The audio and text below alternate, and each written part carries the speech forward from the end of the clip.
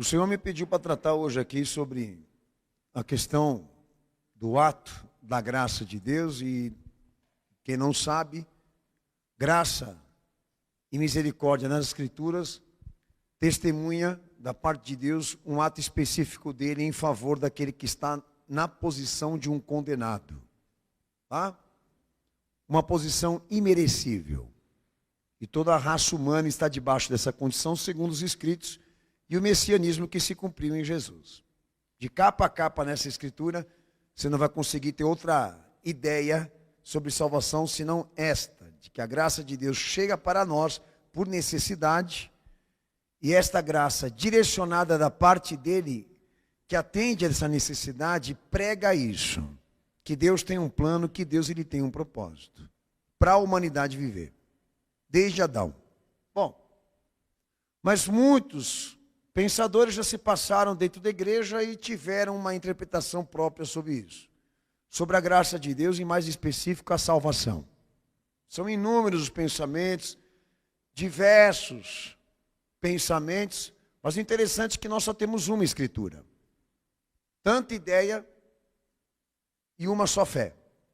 Para você ver o quanto que está errado hoje.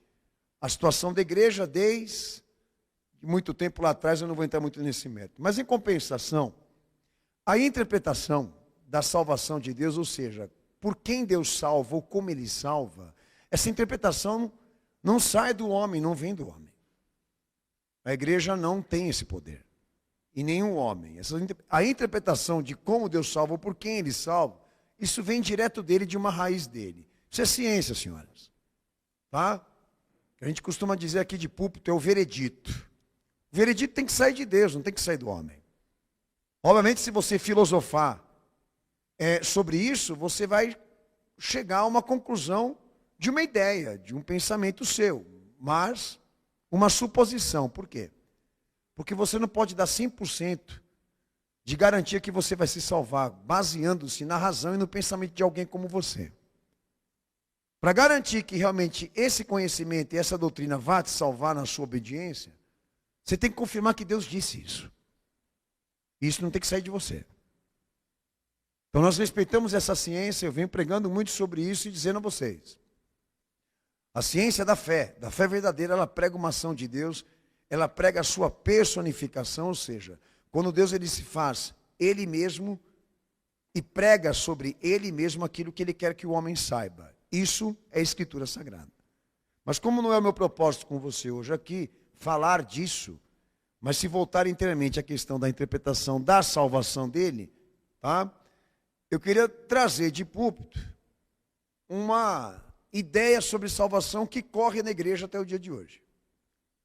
Esse pensamento filosófico de que todos os atos de Deus, desde o início até o fim do mundo, dizem eles, estejam baseados no mérito humano, o que eles chamam aqui de doutrina da convicção. Essa doutrina de convicção prega que as obras realizadas pelos homens obrigaria a Deus a dar a eles ou uma recompensa ou uma punição. Para eles, aquilo que o homem vive ou aquilo que o homem faz emite veredito. Ou seja, obriga a Deus a dar ou uma sentença de julgamento ou uma bênção. Aí muitos que incorporaram esse pensamento, aí se dividem algumas ideias. Alguns mais a favor de que só basta a graça de Deus e o recurso da cruz do Calvário para o homem se salvar, independentemente do que ele faça ou do que ele seja, isso é universalismo. Ou aquele outro pensamento liberal, de que o homem é inteiramente responsável pela sua salvação, que quer dizer que ele será salvo por mérito. Independentemente desse pensamento universalista ou daquele outro que acredita da salvação com base em obras, ambos pensamentos se respaldam nesse mesmo princípio. Na importância normativa de uma vida moral, do estímulo de incentivar as pessoas a terem boas obras, a praticarem boas obras. Inclusive o calvinismo traz esta ênfase e define que evangelho para eles, o que Calvino dizia que era mortificação e vivificação, que é o pensamento unânime entre eles de que a obediência do homem à vontade de Deus promove salvação. O fato dele obedecer a palavra e ser correto promove glória a Deus, glorifica a Deus e também dá a ele a condição de salvação. Todos eles são unânimes nesse pensamento de que o evangelho é tratado como um plano de vida, de melhoria de vida e potencial de vida. Pastor, o que está errado aí? Você tem que entender um detalhe, que é isso que eu vou pregar. Evangelho não é melhoria de vida. E nem prega-se também da parte de Cristo certo potencial de vida para nós.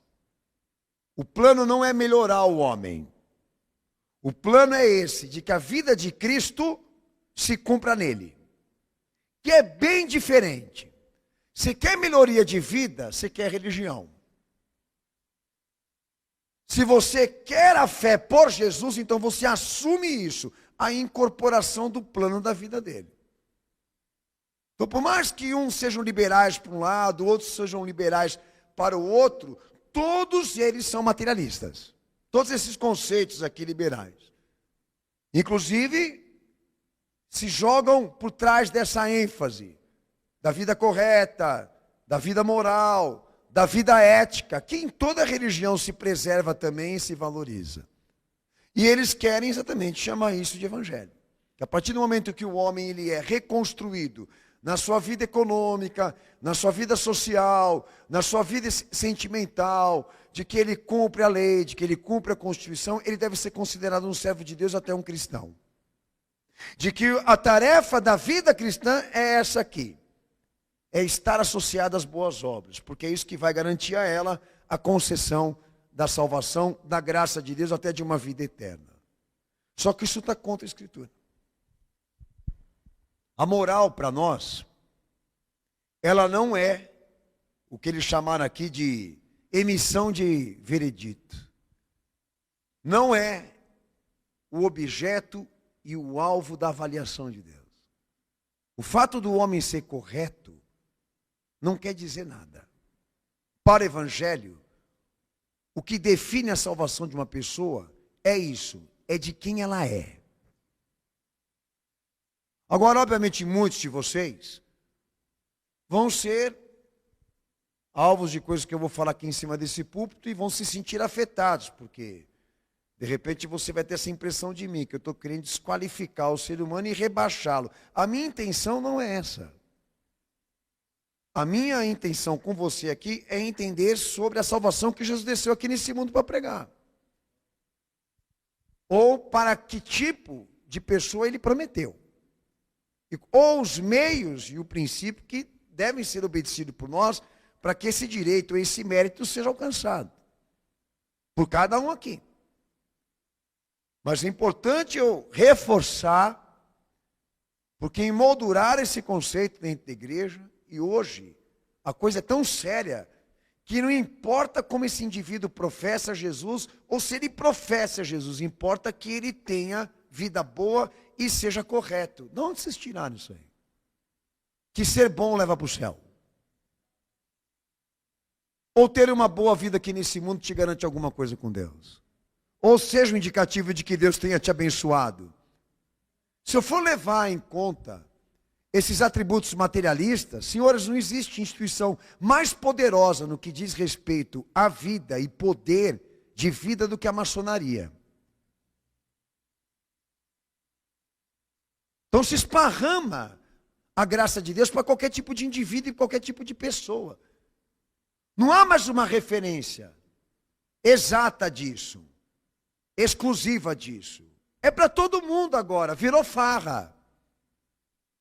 A direita política usou demais esse pensamento, esse falso moralismo. Um moralismo que nem ela tem, como também os demais, que estão na religião, mas sempre enfatizando a mesma coisa. Que essa busca por um presidente, essa busca por um partido, por um sistema político reconstruído, visa exatamente uma sociedade mais justa, uma sociedade mais constitucional, mais correta, mais religiosa, pátria, família, etc, etc, etc. E todo mundo chegou na conclusão que o esquema continua o mesmo. Que não passou de discurso, a corrupção continua a mesma. Então essa contradição de querer exatamente definir que o plano de Deus de trazer o Filho dele aqui nesse mundo e de morrer daquela forma como morreu expiatoriamente, seria isso, garantir um certo potencial de vida para as pessoas que entram dentro da igreja para que elas saiam e desfrutem. Como se aquilo fosse uma riqueza, um patrimônio, da qual ela pudesse realmente se respaldar, se autoafirmar com a bênção de Deus. E não é o que está na pregação dele. O plano dele descer aqui nesse mundo não foi dar ao homem a garantia da vida dele, mas doar a vida dele para o homem. A vida que ele não merece, que ele não pode possuir, mas que ele veio e ofertou mesmo assim pela redenção do homem. Que é muito diferente você pegar essa Bíblia para se inspirar a ter uma vida melhor. Isso é psicologia religiosa. A outra, de aceitar que Jesus morreu por você e buscar nele a vida dele, não a sua, com base na sua renúncia e na anulação do seu eu. Que aí eu entro na questão da ênfase do evangelho que ele pregou. Então há muita coisa para se falar aqui sobre isso, mas eu vou me direcionar a fazer os levantamentos mais importantes para fazer você entender isso. Não me importa o que o teu pastor pensa, a tua igreja pensa, ou a tua religião pensa. Não me importa o que você pensa ou eu penso. Importa isso, o que Deus desceu aqui nesse mundo para falar. Para nós essa é a verdade definitiva.